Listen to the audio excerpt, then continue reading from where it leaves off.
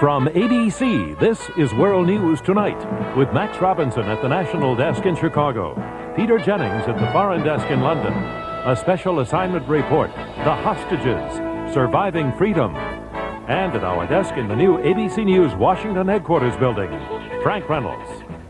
Good evening. Again today, the United States tried to walk the thin line between friends of this country in the Middle East who are also enemies of each other. A central figure in the long conflict between Israel and its neighbors, Jordan's King Hussein, arrived at the White House, still opposed to Camp David, but now also letting it be known he may want to shop for Soviet weapons. All this at a time of increased tension between Israel and the United States over another American effort to involve Arabs in the peace process. Tonight, a full report. First, White House correspondent Sam Donaldson. Once upon a time when King Hussein met new American presidents at the White House, as he met Ronald Reagan, his sixth, here this morning, he was doing so as Washington's principal friend in the Arab world, but no longer. That place belongs to Egypt now. But if Hussein does play a lesser role, Mr. Reagan quickly moved to reassure him that he knows it is still a most important one. Let it be understood that America seeks peace with honor and security for all the states and people of the region. For our part, no one should doubt that the preservation of Jordan's security, integrity, and its unique and enduring character remains a matter of highest importance. While Mr. Reagan seemed to be talking about protecting Jordan from other Arabs, the King replied in terms of protecting all the Arabs from some unnamed common threat. I see in jeopardy not only Arab rights and legitimate interests, but a threat to the very Arab identity and the rights of future Arab generations. Hussein's veiled reference undoubtedly was to Israel and the U.S.-sponsored Camp David Comprehensive Peace Plan, which he opposes. This balancing act between the two moved on to the Oval Office. For his part, Mr. Reagan wants to dissuade the King from purchasing arms from the Soviet Union. And for his part, Hussein wants to move the United States toward a Mideast peace plan more like the one proposed by Saudi Arabia. Later, after conferring with Secretary Haig at the State Department, Hussein maintained that except for Egypt, the Saudi plan is the Arab plan. It does not differ basically from any of the positions that we have adopted. The King may get more American arms in place of Soviet, but is unlikely to get his way on peace plans. A senior White House official said today that President Reagan, in referring to the 8-point Saudi plan, which includes the creation of a Palestinian state, in no way meant to embrace it. Camp David is the plan for peace, said the official. Sam Donaldson, ABC News, the White House. This is John McWethy. At the Pentagon, the Reagan administration was trying to step away from yet another rumored U.S.-Saudi alliance. Pentagon spokesman Benjamin Wells labeled as totally unfounded and ludicrous reports that emerged over the weekend in the Washington Post of a secret deal with the Saudis, a deal involving the sale of AWACS planes to the Saudis in exchange for American bases there. Yet when Wells presented two young colonels to back up his assertion, it became clear that while there may be no secret deal, the Reagan administration does expect to use Saudi bases if the Soviets ever threaten the region. We are convinced that the Saudis, for their own national security interests, will be anxious to have us assist them in providing that deterrence or defense. The U.S. has sold the Saudis more than 150 advanced fighters and is also helping to expand its naval and air facilities to the point that even Pentagon officials admit the Saudis can't hope to fully utilize the structures they're building.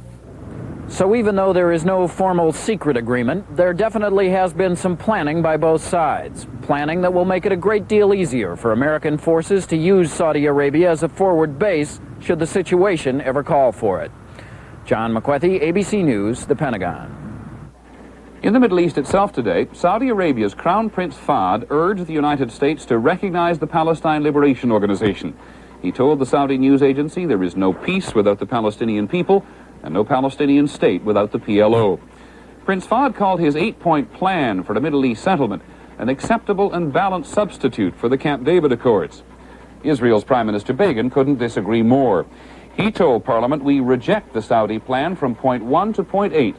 The Saudi proposal, said Mr. Begin, tries to dictate what Israel's borders should be, and it seeks, he said, to steal away the Israeli capital, Jerusalem. Max? Well, still ahead, Sweden rescues that grounded Russian submarine, but still won't let it go. Astronauts Engel and Truly arrive at Cape Canaveral as the shuttle countdown continues, and Hughes Rudd has the bare facts about a wrestler named Victor. ABC's World News Tonight, brought to you by Formby's Furniture Refinishing Products. I refinished this beautiful piece all by myself, and I can't even change a light bulb. A pro wanted $300 to refinish this. I did it myself for $15. Formby's Furniture Refinisher can make a believer out of you because it works unlike anything you've ever seen. It dissolves old varnish lacquer shellac without stripping, sanding, or scraping. With my Furniture Refinisher, it's a pleasure to create a treasure. Homer Formby. No one knows wood as good.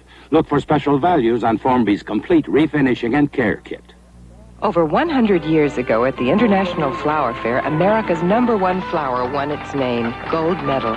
Taste 100 years of baking success. Taste the success of 100 years. Taste the success of joyful tears. Taste the success of baking pride and open wide. Taste the success of 100 years. Feel the confidence of all those years. Gold Medal. For your baking success. Now for the latest on the no longer stuck but still not free Soviet submarine. We go to our foreign desk in London again and Peter Jennings. Peter? Frank, in Sweden, it looks very much as if the governments of Sweden and the Soviet Union have reached an agreement. If not on the immediate fate of the Soviet submarine, at least on those issues which Sweden had wanted resolved before it would even consider releasing the sub. The agreement has come on a day when the submarine itself was more buffeted by the weather than it was by the political ramifications of where it was. From Sweden, ABC's Jacques Grenier. In high winds and heavy seas this afternoon, the Soviet submarine was shifting on the rocky bottom where it went aground last week. Worried about damage to the sub, the crew broadcast a distress signal. The Swedish Navy, using tugboats, pulled the sub from the spot where it was stranded. There are Swedish gunboats around the submarine's new location. Having finally received permission from the Soviet Union to answer Swedish questions, the Soviet captain and his navigator had earlier gone to an anchored patrol boat to do just that. As armed guards in small boats chased other vessels away, the captain tried to explain how he happened to be in restricted Swedish waters when he ran aground. This fulfilled the last of 4 Swedish demands from the Soviet Union. Earlier demands for a Soviet apology, for a Swedish-only salvage operation, and for compensation for the salvage costs had all been met. But the Swedes were still skeptical about Soviet explanations. The Swedish officer overseeing the submarine incident said the investigators would also visit the submarine to verify the navigation equipment. The Soviets have claimed they penetrated to just a few miles from a Swedish naval base because of faulty equipment. Jacques Grenier, ABC News, Karlskrona, Sweden. In Poland today, no guarantees of a breakthrough, but after more than 3 weeks of unusually intense and costly industrial unrest, the independent union and the government have stepped up their appeals for an end to wildcat strikes. As Jerry King reports from Warsaw, the efforts to get the full workforce back on the job have met with a mixed reaction.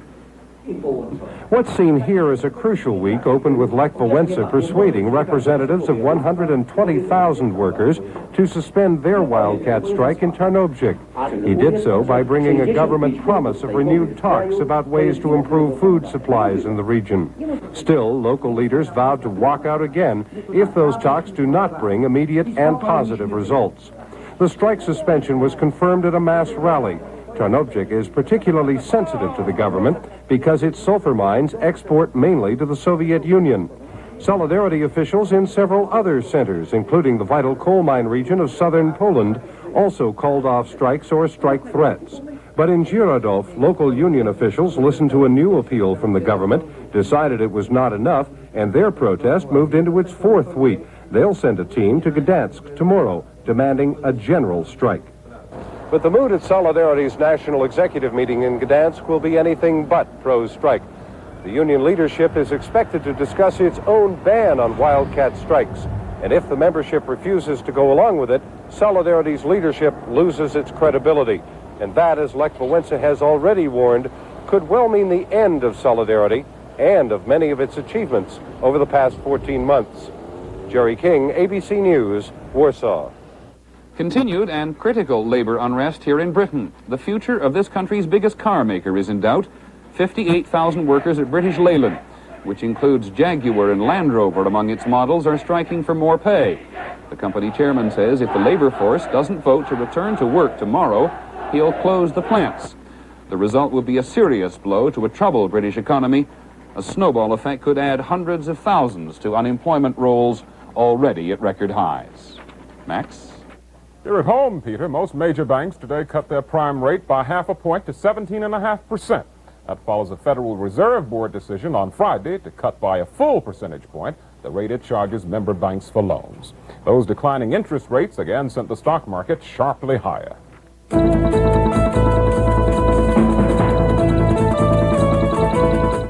On November 2nd, 1979, a medical team ran a most unique test, not in a laboratory, but in a luxurious dining hall.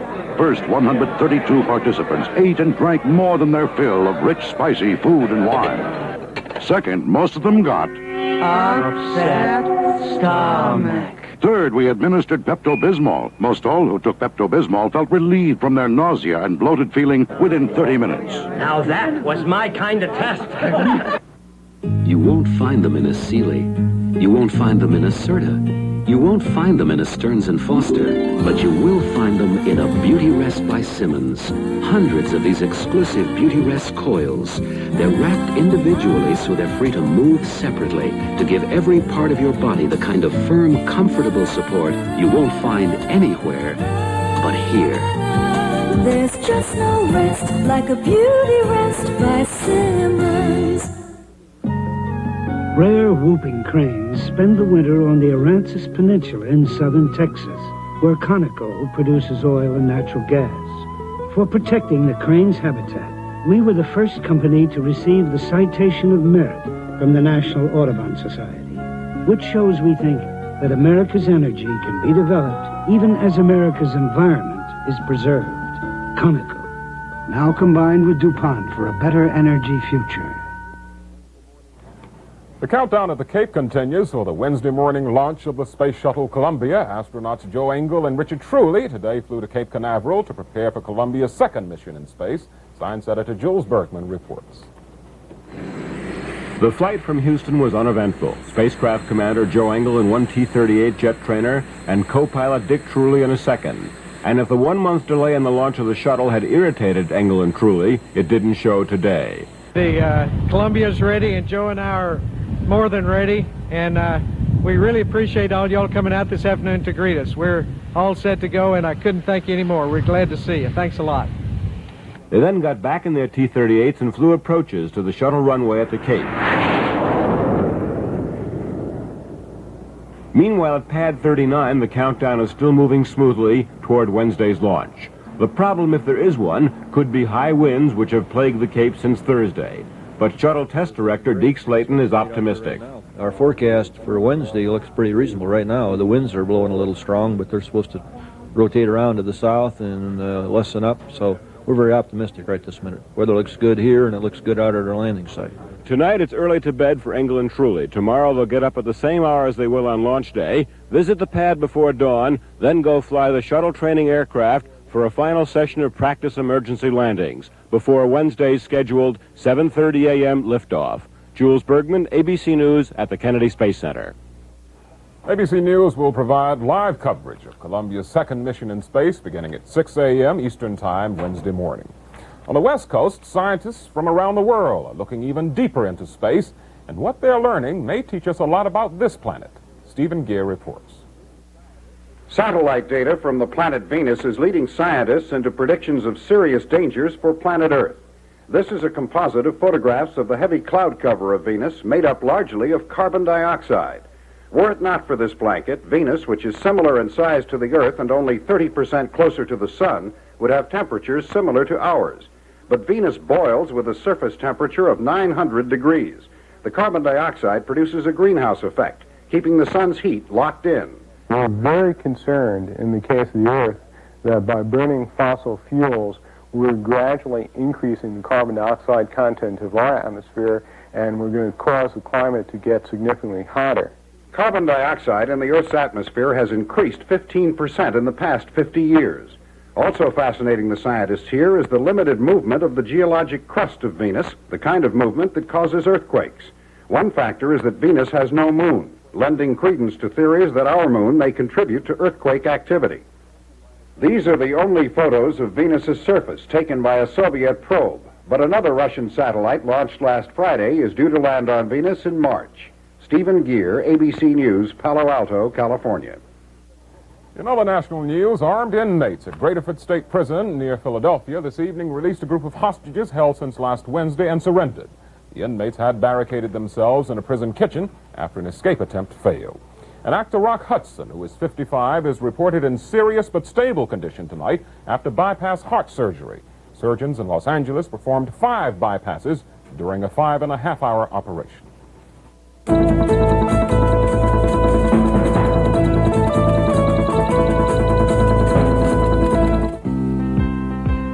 There's more time to do what you want to do. More time to be what you want to be. When you set yourself free. Set yourself free with Stouffer's.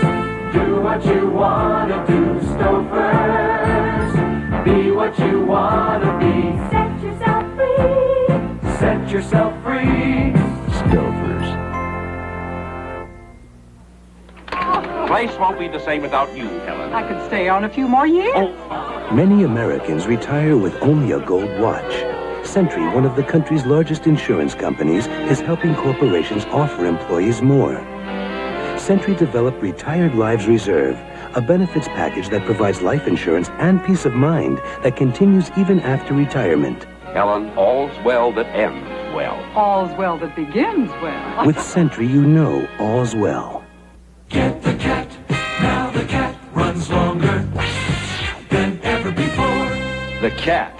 This new improved general purpose battery from Everready is improved to run longer than ever. But the cat's low price like it was before. Same low prices. This economy 4-pack still costs less than 2 alkaline batteries. A longer running cat, and it still saves you money. Save with the longer running cat.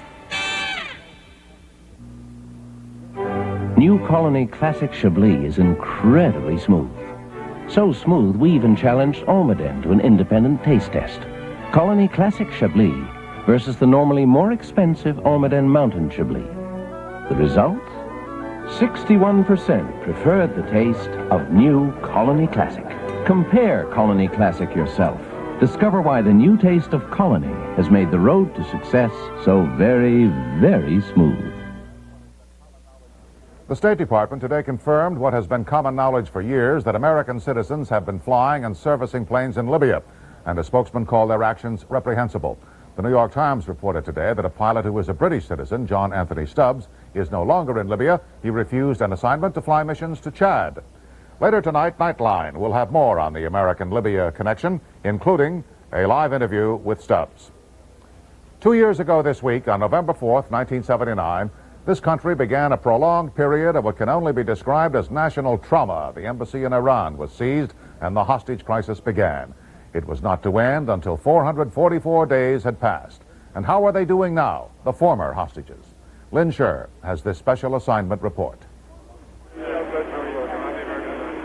For many former hostages, life today, 9 months after their release, may not be normal, but as Barry Rosen says, it's normalizing. I think that the process has been long enough for me to feel pretty good about myself. And the apprehensions that I did have in the beginning, will I be all right? They're not there now. Barry Rosen is working on his doctoral degree at Columbia. Catherine Koch back at work with the Foreign Press Center in New York. Robert Odie back in retirement, growing roses in Arizona.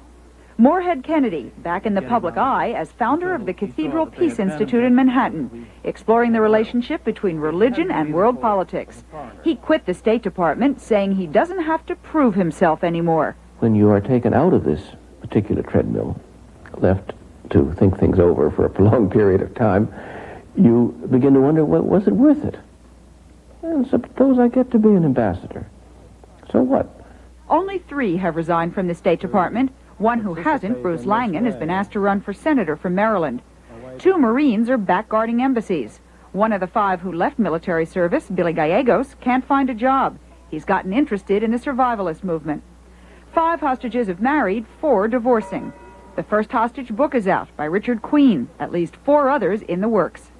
And there's a film made by Marine Sergeant Jimmy Lopez before reassignment in Finland.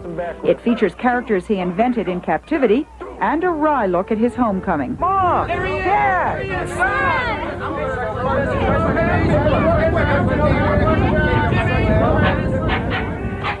Many say the sudden attention helped. To be able to just walk in and everybody says, well, hi, Joe, how are you? How's everything going? You know, that's something everybody wants. They want to be rich and they want to be famous. Well, I'm not rich, and hopefully I won't be famous for much longer. But everybody likes that. But the instant fame also created problems. You might say that I've sort of become a professional hostage. I get stopped on the street and welcomed. We had to put in an answering machine because we received so many phone calls. The families have been affected too. Jesse and Mary Lopez say they read the papers more now, take things more seriously, and they still keep yellow ribbons. I don't want to forget the resolutions I made to myself. One of them is to be more aware and more concerned about important things, not petty things. That is precisely the change many hostages report. I find myself worrying less about the past, less about the future, trying to focus on that moment. I'm perhaps a little less apt to jump to a conclusion or to take things quite so personally, a little more relaxed when something happens that I feel I have absolutely no control over. It brought out a great degree of somewhat latent patriotism in me. If I have to lay a wreath somewhere or speak at Veterans Day parades, I find that to be an honor. But apart from the patriotism and national unity that seemed to grow out of the experience, there was a much darker side. Because while this park in western Pennsylvania was symbolically raising one flag for each day of captivity, individual hostages were suffering, leaving some with lingering resentments, others with serious problems. Joe Subik's eyes, so sensitive after those days without sun, he needs tinted glasses. Barry Rosen trying biofeedback to sleep better. Malcolm Kaup bearing the pain of vicious beatings after he tried to escape. Because of, I think, some kicks in the head, I have a constant ringing in my head that it sounds like a low-pitched siren most of the time, except sometimes it does get higher pitched and sometimes it hurts when it gets higher pitched. I've lost a period of time out of my life, and especially being away from my wife. And at our age, that isn't something we can afford. I certainly have no love or forgiveness in my heart for the Iranian terrorists who put us through that experience. I have to admit to a certain amount of satisfaction and gladness in my heart when I see the Parliament building fall down around their necks. Still, many say the experience made them stronger, that they gained self-confidence from knowing they could keep going then and now, 2 years later. I can say that every morning when I shave, I look at myself and I say, you did good. You did good. You have, for that particular situation, you got through, you had your inner strength, and you made it. Lynn Scher, ABC News.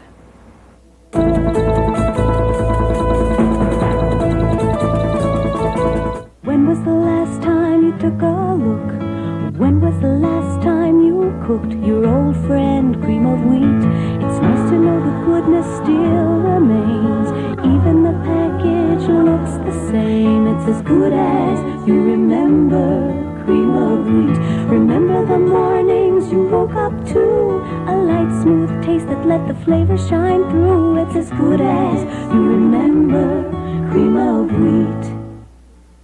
Look out, world, here comes Ford. We're out to prove a point on roads like this and roads like this. Whether you need the guts to take on Laguna Seca or the mileage to take on Elm Street, USA, just remember, there's only one company in the world that ever built a Mustang. Here comes new, here comes now, here comes Ford.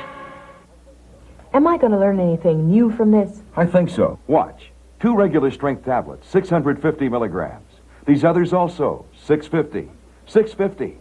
But look, 800 milligrams in Anacin. Anacin has more pain reliever. I knew that. Now, this could be new to you. The pain reliever in Anacin received over 9 million doctor recommendations last year. 9 million doctor recommendations. Now, that is new to me. I'll try Anacin. Anacin gives you more pain reliever. Finally tonight, in the tradition of Killer Kowalski, Gorgeous George, and Haystacks Calhoun, now there's Victor, as Hughes Rudd reports. Nobody has ever accused wrestling of being the sport of kings. There's no evidence whatever that it improves the breed, and its practitioners often look downright stupid. That may account for wrestling's popularity. We all like to have somebody around who seems even dumber than we are.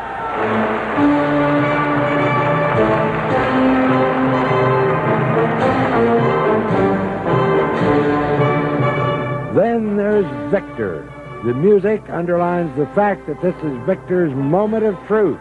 Not in a bull ring, of course, but in a wrestling ring set up in a shopping mall.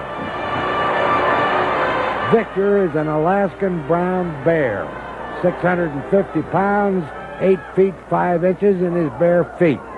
With kindness and patience, trainer George Allen has taught Victor to wrestle human beings for a living. In this case, Victor's working in West Virginia. He was working in Virginia, but the Athletic Commission over there barred him on the grounds that Victor is mentally incompetent and has too much facial hair to wrestle in Virginia. If they say the bear has too much facial hair, I would suggest that the Athletic Commission check their wrestlers, because they have a Russian team down there now with full beards on their face and bald heads. Oh, really? Victor's mental competency is the same as a German Shepherd or a Doberman. Okay, give me the next victim. I mean volunteer. George is saying that Victor has as much learning ability as a smart dog, and it appears he has more than that. Victor knows 18 classic wrestling holds, which is more than most athletic commissioners probably know, and certainly more than any German Shepherd we've ever run across. The young fellows who wrestle Victor don't get a test for mental competency, and maybe that's just as well. How was it? That's great. You didn't really get him down, though, did you? Too big. Too big. Unlike most wrestling matches, Victor's aren't fixed. He just wins. Okay, Victor, come on. Let him go. Between bouts, he keeps his strength up with big slugs of Kool-Aid, but he's a vegetarian, unlike one wrestler we used to know who bit the heads off live chickens just to try and frighten the customers. After all, wrestling is a hairy business. Have another Kool-Aid, Victor. Hughes Rudd, ABC News, Fairmont, West Virginia. Thank you, Hughes. Now, I hope you'll pardon our pride, but we are indeed proud to be making this first World News Tonight broadcast from our brand new broadcast center here in Washington. A 10-story building jammed with the latest in technology to help us do better, and a lot of people who are determined to do just that. That's our report for now on World News Tonight. This is Frank Reynolds for ABC News. Good night from Washington. Tonight, a special edition of That's Incredible. Then, it's the Vikings versus the Broncos on ABC's NFL Monday Night Football. Tonight on ABC. I'm Teddy Bart. Coming up on the early edition, drama in and out of the Dr. Nicopolis courtroom today. I'm Ann Holt, and the brother of a Nashville fugitive goes to court. Those stories and more on Newswatch Early Edition next.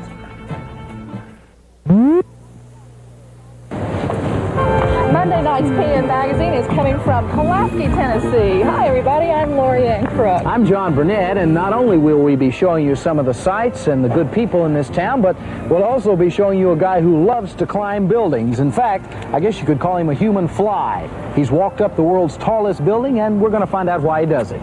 Then we'll meet a mother who says school is no place for children. She teaches her own at home.